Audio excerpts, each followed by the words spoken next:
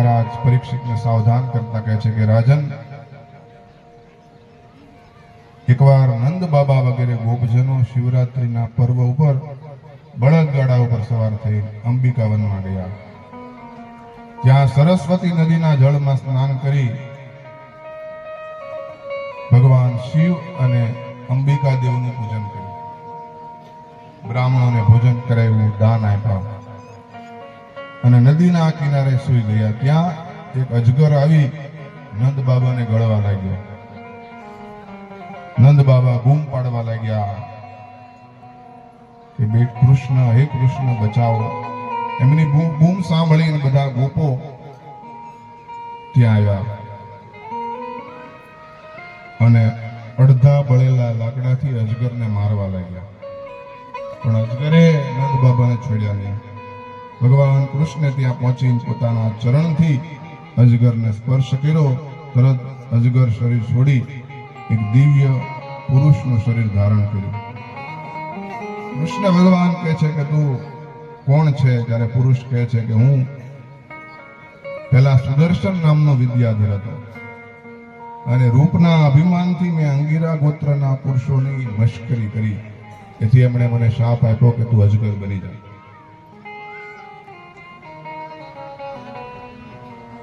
અને આપના દર્શનથી પ્રભુ આજે હું એ શાપમાંથી મુક્ત થયો છું. ભગવાનની સ્તુતિ કરી, પરિક્રમા કરીને સુદર્શન વિદ્યાધર પોતાના લોકમાં ચાલ્યો ગયો. એક દિવસ કૃષ્ણ અને બલરામજી વનમાં ગોપીઓની સાથે વિહાર કરે છે. કૃષ્ણ અને બલરામે ગાવાનું શરૂ કર્યું. એ સાંભળીને ગોપીઓ મોહિત થઈ. ત્યાં શંખચૂડ નામનો એક યક્ષ ત્યાં આવ્યો. એ કુબેરનો અનુચર હતો અને ગોપીઓનું હરણ કરીને ઉત્તર દિશા તરફ લઈ ગયો. ગોપીઓ રડવા લાગી અને રામ અને બલરામ, કૃષ્ણ બલરામ બંને એની પાછળ દોડ્યા.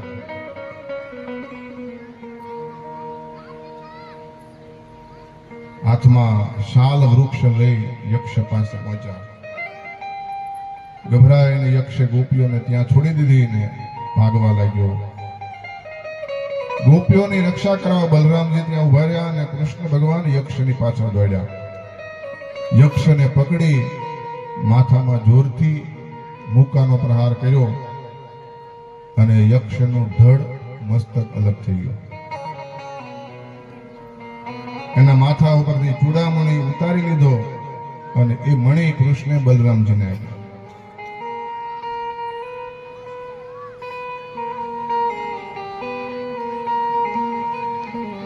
અરિષ્ટાસુર નામનો એક દૈત્ય બળદનું રૂપ ધારણ કરીને વ્રજમાં આવ્યો.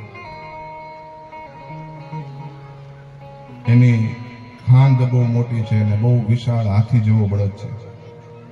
પોતાની ખરીઓ પછાડતો, ધરતી ધ્રુજાવતો, ભયંકર બરાડા પાડતો અને પૂંછડું ઊંચું કરીને એને આવતો જોઈને બધા વ્રજવાસીઓ ભયભીત થયા. કૃષ્ણની શરણમાં આવ્યા. કૃષ્ણે બધાને આશ્વાસન આપી વૃષાસુરને લલકાર્યો અને વૃષાસુર ક્રોધ કરીને ખરીઓથી ધરતીને ખોદતો કૃષ્ણ ભગવાન તરફ દોડ્યો.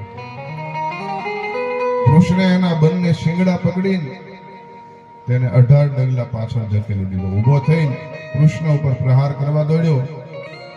ભગવાને એના શિંગડા પકડી પગથી દબાવી અને જેમ ભીનું કપડું નીચોવે એમ નીચોવી નાખ્યો.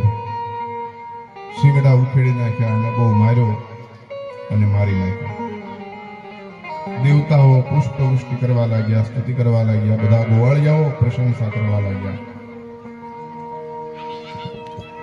કૃષ્ણ ભગવાને અરિષ્ટાસુરને માર્યો એ સાંભળીને નારદજીની પાસે કંસ પાસે નારદજી આવ્યા. કહે છે કે હે કંસ,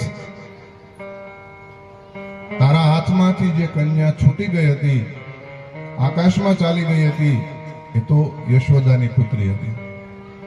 અને વ્રજમાં જે કૃષ્ણ છે તે દેવકીનો પુત્ર છે. અને ત્યાં જે બલરામજી છે એ રોહિણીના પુત્ર છે. વસુદેવે તારા ડરથી કૃષ્ણ અને બલરામને વ્રજમાં રાખ્યા છે. નંદજીની પાસે રાખ્યા છે અને કૃષ્ણ બલરામે જ તારા મોકલેલા બધા રાક્ષસોનો વધ કર્યો છે. આ સાંભળીને કંસને ક્રોધ ચડ્યો. વસુદેવજીને મારવા તૈયાર થયો, તલવાર ઉઠાવી, પણ નારદે એમને રોક્યા છે. નારદજી કહે છે કે વસુદેવજીને મારીને તને શું મળવાનું? તારો કાળ તો શ્રી કૃષ્ણ છે.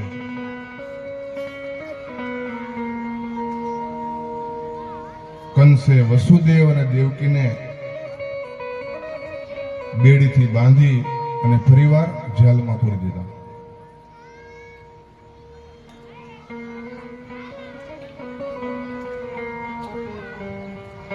કંસે કૃષ્ણ બલરામનો નાશ કરવા કેશી નામનો એક દૈત્ય હતો એને વ્રજમાં મોકલ્યો. પછી કંસે મુષ્ટિક, ચાણૂર, શલ, તોશલ વગેરે મલ, મંત્રીઓને, હાથીઓને, મહાવતોને બોલાવીને કહ્યું કે કૃષ્ણ અને બલરામ અહીંયા આવે ત્યારે કુસ્તી કરવાના બાને તમે એમને મારી નાખજો. તમે અખાડો બનાવવાનો, એની ચારે બાજુ રાજ્યની પ્રજા બેસીને મલયુદ્ધ જોઈ શકે એવું રંગમંચ બનાવો. અને હે મહાવત, તારે રંગમંચના દ્વાર પર જ કોલિયાપીડ હાથીને તૈયાર રાખવો. કૃષ્ણ અને બલરામ જ્યારે ત્યાંથી નીકળે ત્યારે હાથી દ્વારા એમને મારી નાખે. અને આવતી 14ના દિવસે ધનુષ યાગનો પ્રારંભ કરો. અને આ ધનુષ યાગ સફળ બને એ માટે ભૈરવને પશુ બલિ ચડાવો. પછી અક્રૂરજીને બોલાવીને કહ્યું કે હે અક્રૂર, તું મારો મિત્ર છે અને આજે તું મારું એક કામ કરી દે.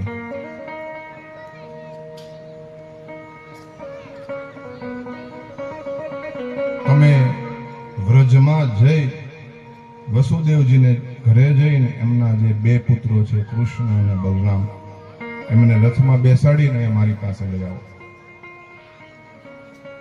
દેવતાઓના કહેવા પ્રમાણે એ કૃષ્ણ એ મારો કાળ છે, એથી એ બંનેને ગમે એમ કરીને અહીંયા લઈ આવો. સાથે નંદ બાબા અને ગોવાળિયાને પણ લઈ આવો. અને એ બંનેને હું કોલિયાપીડ હાથી દ્વારા મરાવી નાખીશ. કદાચ હાથીથી બચી જાય તો ચાણોર, મુષ્ટિક વગેરે પહેલવાનો એને મારી નાખશે. તમે જઈને કહેજો કે ધનુષ યજ્ઞના દર્શન કરવા અને મથુરાની શોભા જોવા માટે તમને મામા કંસે બોલાવ્યા છે, આમંત્રણ આપ્યું છે.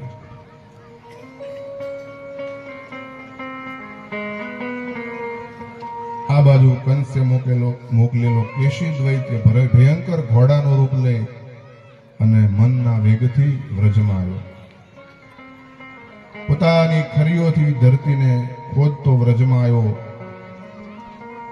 અને મોટા કાળા વાદળા જેવું શરીર અને ભયંકર મોઢાવાળો હતો અને ભયંકર હણહણાટી કરવા લાગ્યો અને આખું વ્રજ ડરી ગયું.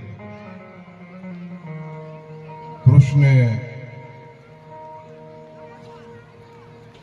તે અસુરને ગર્જના કરીને લલકાર્યો. તે અસુર ભગવાનની પાસે આવ્યો, પોતાના પાછલા પગથી ભગવાન ઉપર પ્રહાર કર્યો. કૃષ્ણે પોતાની જાતને બચાવી લઈને પાછલા 2 પગ પકડી ગોળ ગોળ ફેરવી 400 હાથ દૂર ફેંક્યો. પાછો ઊભો થઈને ભગવાનની સામે દોડી આવ્યો. કૃષ્ણે પોતાનો ડાબો હાથ એના મોઢામાં નાખ્યો અને કેશીના હાથમાં મોઢામાં ભગવાનનો હાથ વધવા લાગ્યો. કેશી દૈત્યનો શ્વાસ બંધ થઈ ગયો, શ્વાસ મૂંઝાવા લાગ્યો, પગ પછાડવા લાગ્યો, પરસેવાથી રેબઝેબ થઈ ગયો, આંખો બહાર નીકળી ગઈ અને મૃત્યુ પામ્યો. દેવતાઓ પુષ્પવૃષ્ટિ કરવા લાગ્યા, ગંધર્વો ગાન કરવા લાગ્યા.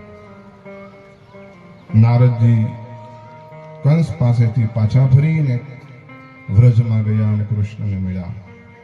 એકાંતમાં જઈને ભગવાનની સ્તુતિ કરવા લાગ્યા. હે સચ્ચિદાનંદ પરમાત્મા, હે કૃષ્ણ, તમે સમસ્ત જગતના સ્વામી છો. આપ સર્વના હૃદયમાં નિવાસ કરો છો. આપ એકમાત્ર અમારો આશ્રય છો. યદુક વંશના શિરોમણી છો. હે પ્રભુ, આપે આજકાલ રાજાઓનો વેશ ધારણ કરીને બેઠેલા દૈત્યોનો વિનાશ કરવા આપે અવતાર લીધો છે. ધર્મનું રક્ષણ કરવા માટે આપે યદુકુળ કુળમાં અવતાર લીધો છે. તમે કેશી દૈત્યને માર્યો એ આનંદની વાત છે. અને પરમ દિવસે તમે ચાણૂર, મુષ્ટિક વગેરે પહેલવાનોને મારશો. કંસને મારશો એ હું જોઈશ. શંખાચૂર, નરકાસુર, કાલયવન વગેરેને મારશો. વીર કન્યાઓ સાથે વિવાહ કરશો. પૌંડ્રુક અને શિશુપાલનો વધ કરશો. કુરુક્ષેત્રમાં અર્જુનના સારથી બની અને અનેક દુષ્ટોનો નાશ કરશો. અનેક અક્ષોહિણી સેનાનો સંહાર કરશો. અને આ બધું હું મારી આંખોથી જોઈશ. આમ નારદજી ભગવાનની સ્તુતિ કરી, પ્રણામ કરી, ભગવાનની આજ્ઞા લઈ પોતાના સ્થાને ગયા.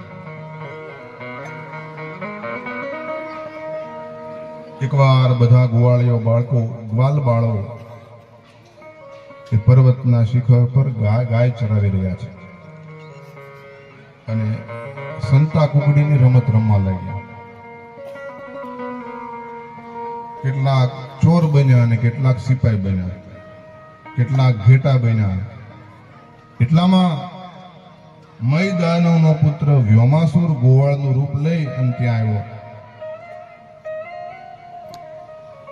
અને એ ચોર બન્યો અને કેટલાક બાળકો ઘેટા બન્યા. તો વ્યોમાસુર છે એ ચોર બની અને ઘેટા બનેલા બાળકોને લઈ અને પર્વતની ગુફામાં એને સંતાડી દીધા. અને પછી એ મોટી શિલાથી એ પર્વતનું દ્વાર બંધ કરી દીધું. આ પ્રમાણે વારાફરતી ચોર બને અને કેટલાક ગોવાળિયાઓને લઈને સંતાડવાના બહાને ગુફામાં અંદર બંધ કરી દે. એક પછી એક મોટા ભાગના ગ્વાલ બાલોને એમણે આ રીતે ગુફામાં કેદ કરી દીધા. માત્ર 4-5 બાળકો બચ્યા. ભગવાનને એના કરતૂતની જાણ થઈ. સિંહ ઘેટાને પકડે એમ એની બોચી પકડી, ગળું દબાવીને એને પકડી લીધો. ત્યારે વ્યોમાસુરે પોતાનું પહાડ જેવું રૂપ પ્રગટ કર્યું. ભગવાને પોતાના 2 હાથથી એને પકડીને ભૂમિ ઉપર પછાડ્યો, ગળું દબાવીને એને મારી નાખ્યો. ગુફાના દ્વાર પર મૂકેલી મોટી શિલાને ખસેડી ગ્વાલ બાલોને બહાર કાઢ્યા. દેવતાઓ સ્તુતિ કરવા લાગ્યા.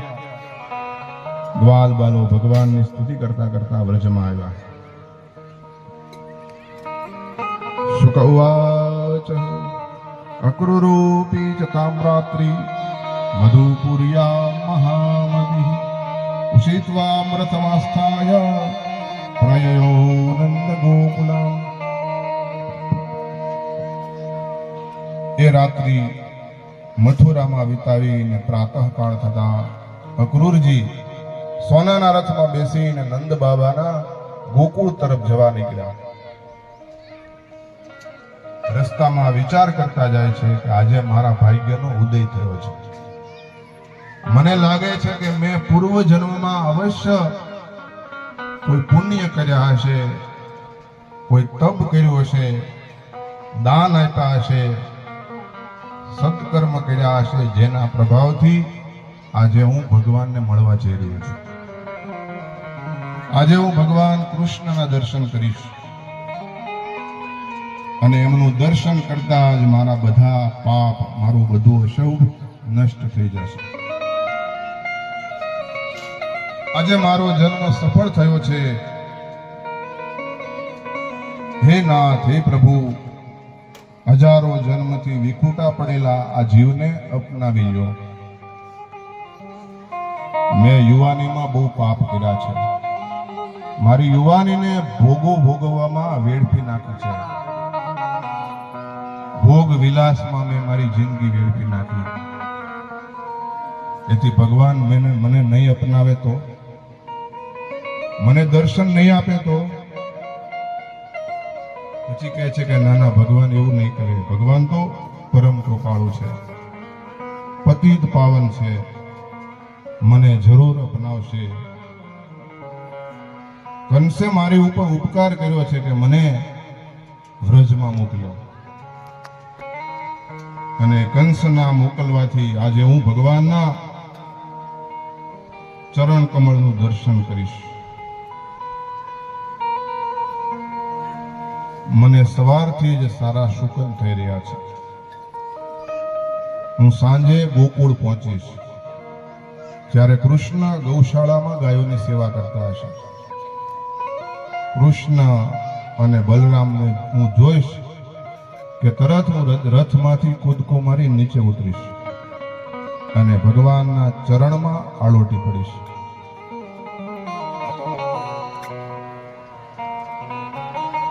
કૃષ્ણ મારા મસ્તક ઉપર પોતાનો હાથ મૂકશે. અક્રૂર વિચારમાં એટલા તન્મય થયા કે પોતાનો જ હાથ પોતાના મસ્તક ઉપર મૂકે છે.